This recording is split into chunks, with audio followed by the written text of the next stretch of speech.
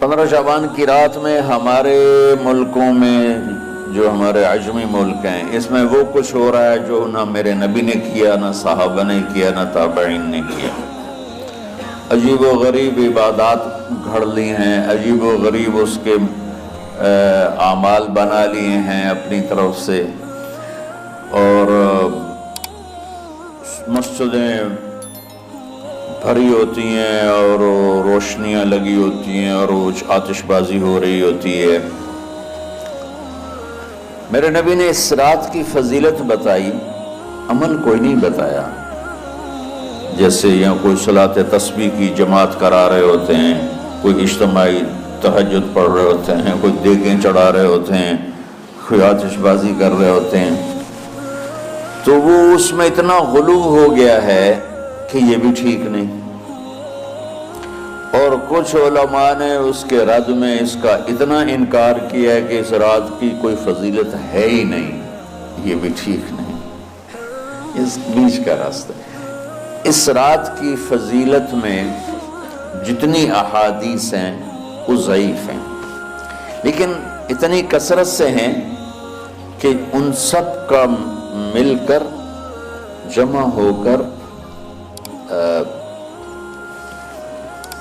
کم از کم وہ حسن لغیر ہی تک تو پہنچ جاتی ہیں۔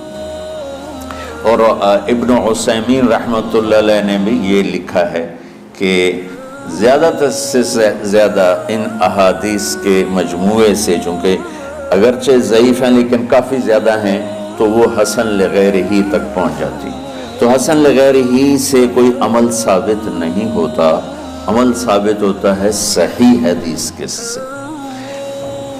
ایک احادیث کی کثرت سے روایات، اور ایک امت کا عمل، کہ امت کا بہت بڑا طبقہ صدیوں سے اس رات کا اہتمام کر رہا ہے، لیکن کچھ عرصہ پہلے تک اہتمام تھا دن میں روزہ رکھنا، رات کو کوئی نوافل پڑھ لینا، کوئی 2 چاہے زیادہ پڑھ لینا، لیکن اب یہ ڈھول تماشے جو اب شروع ہوا ہے اس کا تو کوئی وجود ہی کوئی نہیں ہے۔ تو اس رات کو اللہ تعالیٰ نے مبارک بنایا، اور حدیث پاک میں آتا ہے کہ اللہ تعالیٰ اس رات میں ساری دنیا کے لوگوں کی بخشش فرماتا ہے سوائے 5 آدمیوں کے۔ 5 کے سوا سب اہل ایمان کی بخشش ہو جاتی۔ مشرک، المشرک، پہلا مشرک، دوسرا مشاحن، مشاحن کیسے کہتے ہیں؟ دل میں بغض رکھنے والا، کینہ رکھنے والا۔ تیسرا مسبل ازارہ، اپنے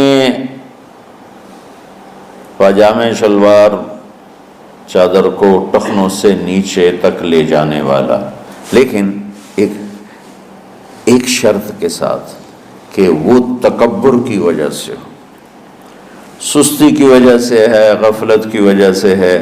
چونکہ جب آپ نے ایک مرتبہ اس کے بارے میں بات کی تو حضرت ابوبکر صدیق نے کہا یا رسول اللہ، میری چادر، عرب چادر باندھتے تھے جیسے ہمارے پنجاب کا لباس چادر تھا، اب وہ کم ہو گئے، ہمارے تو بزرگ عورتیں بھی اور مرد بھی سب چادر باندھتے تھے، شلوار تو کسی کو پتہ ہی نہیں ہوتا تھا ہمارے بچپن میں۔ یہ تو پھر آہستہ آہستہ جب تعلیم آئی تو شلوار